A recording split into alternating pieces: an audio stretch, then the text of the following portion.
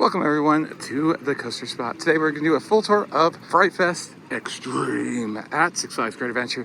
Now there are a few changes this year. It is going to be a separate ticket to just the FrightFest event from the daytime. The park's actually going to close every day at 5 p.m. and then reopen at 6 p.m. with all the FrightFest activities starting then.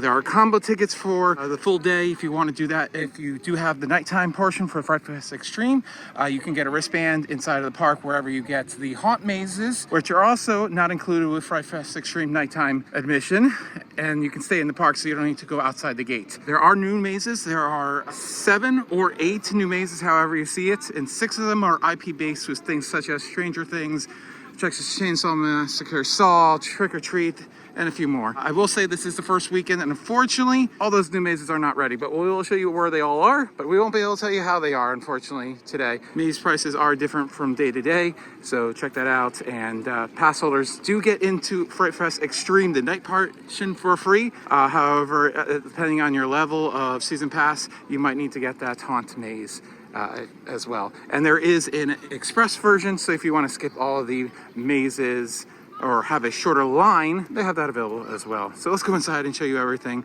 We'll start with the mazes, go to the scare zones, shows, some of the food, and the merchandise. Let's go. Also, if you came to the park without a ticket booths are now over here because they have changed the entrance.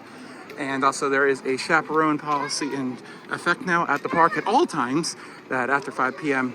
anyone under the age of 15 will need to be accompanied by someone over the age of 21, and a 20-year-old one can be responsible for up to 10 people.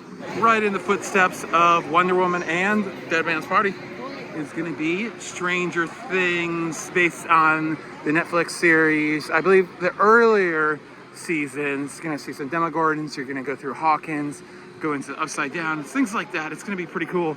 Yeah. Future Alex is really excited about it. We're in the Metropolis area with Justice League, Cyborg, and the new for 2025 Flash Vertical Velocity is going to be the Saw 20th Anniversary Maze over here. It's going to have lots of experiments from Jigsaw and everything like that. Hopefully it's good. They had a Saw maze last year and it was okay, but it's going to be completely different from the one before from last year. And hopefully pretty good. We've seen previews of some of the other parks, and it seems like the mazes are pretty good, a pretty good budget. So let's hope all these are good. Also here is going to be the asylum. Basically the inmates take over and are going to run amok and try to kill you. Maze. So this is back in the picnic pavilion area. There'll be 2 mazes way back into there. So again, I'm sorry I can't show you anything, but wanted to get this informational video out, and they dropped the ball on getting things ready for this first weekend.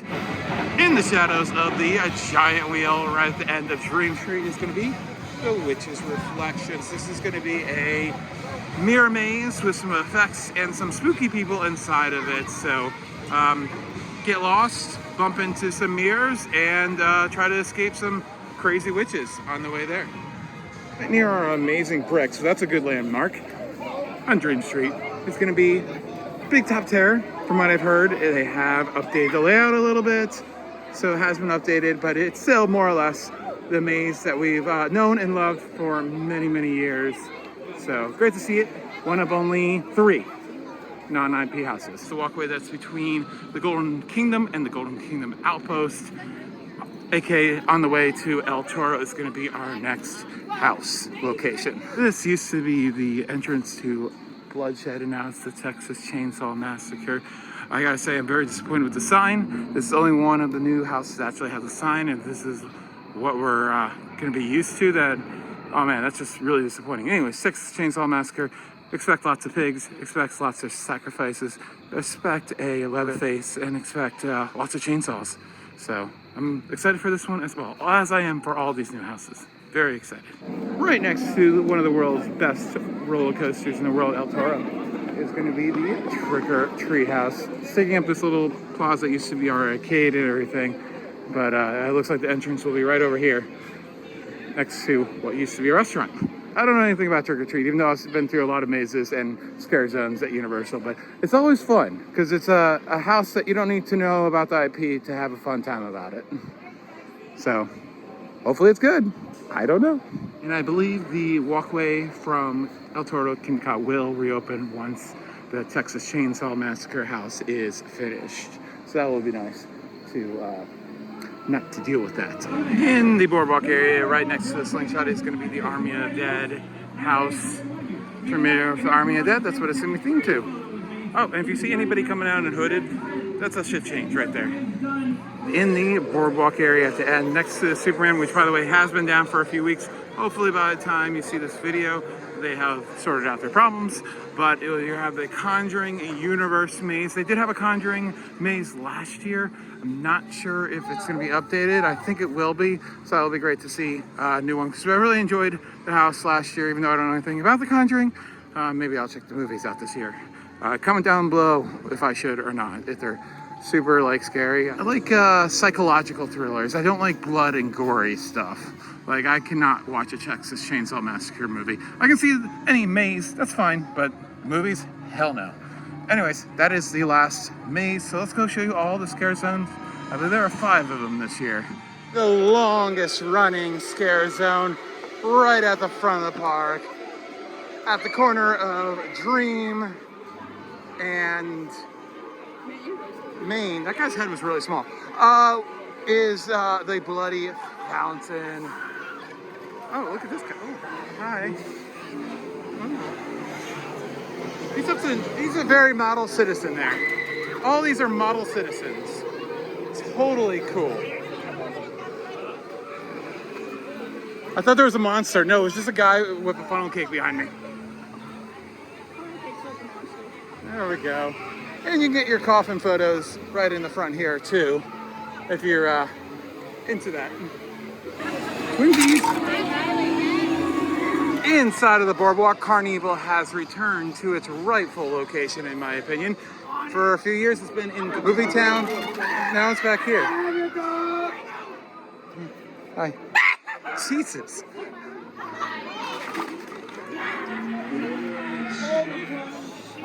Oh, he's got a little puppy.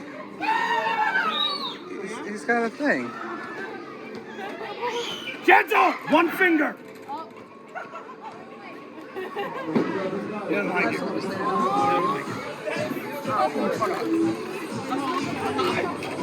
You need a new puppy. Chainsaws. Oh. Hi. Oh, Jesus! Ah! Hi. Oh God, oh no, oh no. Ah! I thought it was gonna go chicken, not scream chicken. Does that make any sense? I thought it was gonna make the chicken noise, not... You're not ready for the selfie. No. Oh, I like her. Oh my. It's Raggedy Ann from hell. Right by the log flume, which seems to be operating as long as it probably stays warm, which is great to see. It's going to be Exile Canyon. Your miners going crazy. Here they are, stumbling around. Just trying to get some work done. That's it. They're not here to scare you. They're your friends. Totally your friends. Best friends. Best friends. Oh, I'm not a best friend.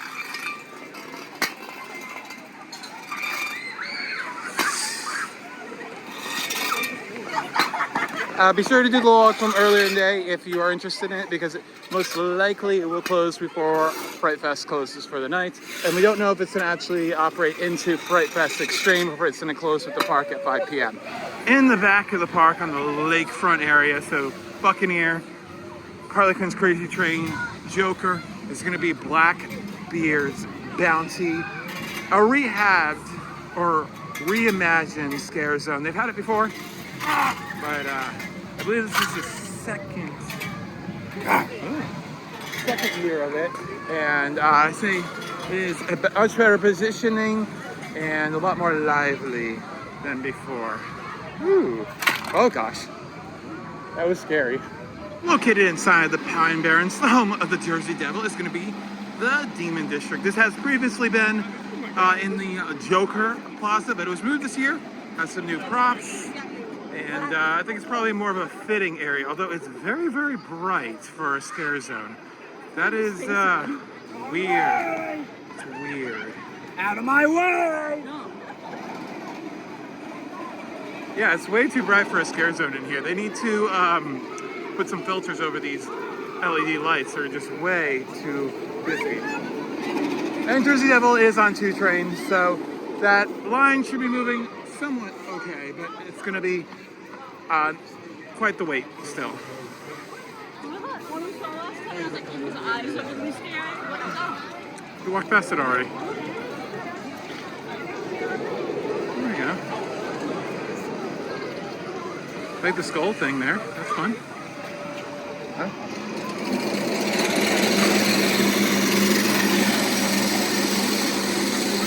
Yeah, I like it. It just needs to be darker in here. And there's this guy. Moving on to talk about the shows, we're going to start with the one that you absolutely need to see. Dead Man's Party is celebrating 25 seasons, and in my opinion, it is the best it has been since the mid-2000s. You absolutely, if you like kind of a song and dance thing, you absolutely have to see it. It's the best thing in the area. For sure, for shows, it blows everything Dorney Park has away. It blows all the other shows here away, I would say. It is so good. If you're into this, if you're into it. But it's very good. The set list is almost identical to the original show, but has some extra songs, more modern songs, peppered in a little bit, but it got rid of the songs just did not, it wasn't Dead Man's Party. So this is great. And of course, this is the Stunt Arena, right next to the Batman the Ride in the Battle Metropolis movie town area. So yes, please see it. It runs, I believe, 3 or 4 times a night. Here are the show times.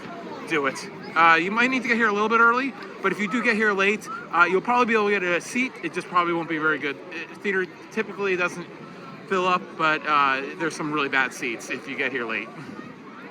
Across from Justice League Battle for Metropolis in the Metropolis area is going to be the Showcase Theater, and this is where you're going to find Unleashed, our second favorite show of the event. It runs 3 times a night, and it's an acrobat show with roller skating, a slack line, very nice dancers. You have the trampoline thing, of course, and then a girl that climbs a pole on a man. that is on a man's shoulder or on a man's forehead.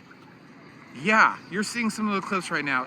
It's good this year. There's no yo-yo guy this year. It's a good show this year. Some years it's been not so great. This year it is fantastic. So definitely, I would say, if you are not into singing and dancing, I would say that Unleash is for you. Nightly at 7 p.m., 8:30, and 10 p.m. And I always say that you can definitely typically go one after another with Dead Man's Party and Unleashed. Usually the show times work out somewhat nicely to just go from one to another. Behind the giant wheel and in front of the bumper cars is going to be the Blade Drummers. A percussion song with lots of fire, and then a nice section where they're using knives to make music. It's really good. It is a stand-up only. There's a very little limited amount of seating, so be aware of that. But a fun show, but kind of a fun one in passing. I don't think you really need to block out time to get to it.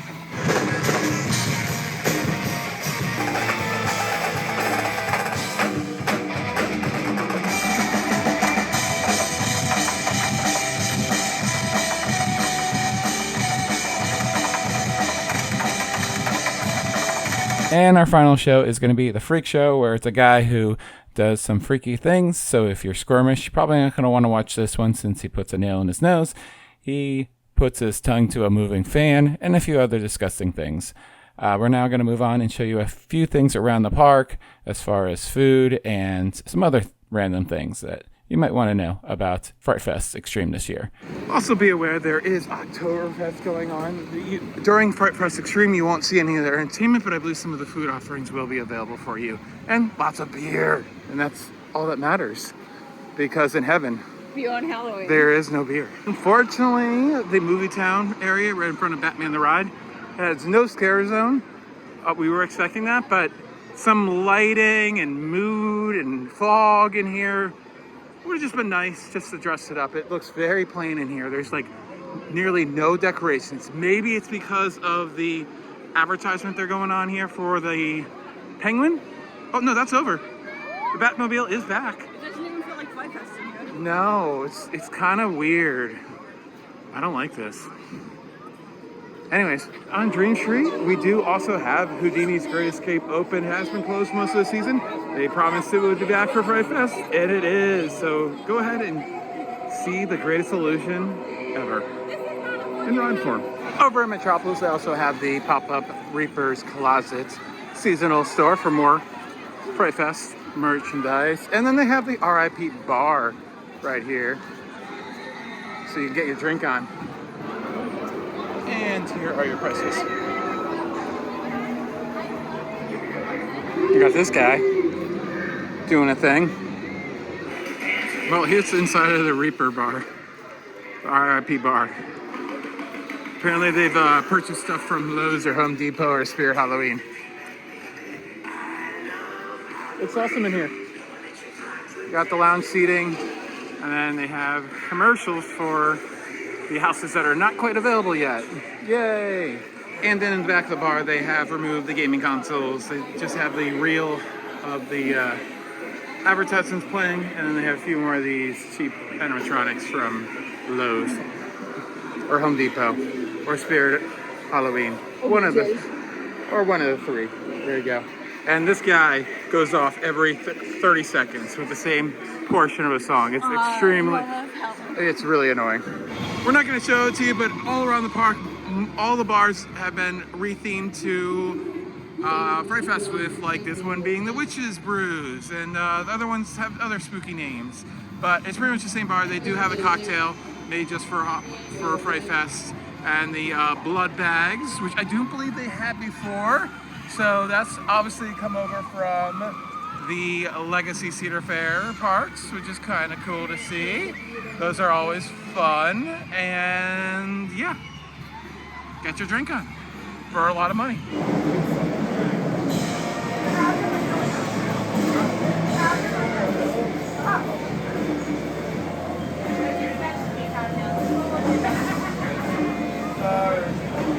Right at the end of the Golden Kingdom Outpost is going to be the FrightFest store that's available all year round.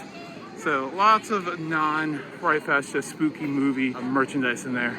We showed it before. We're not going to show it here because it's not a lot of FrightFest merchandise. We'll show you some of the availability here in the main gift shop, which is the stuff that is for just this year that they brought out. So FrightFest hoodies, shirts, more shirts. It's mostly just shirts and hoodies that they are the main sellers here, but that one's fun.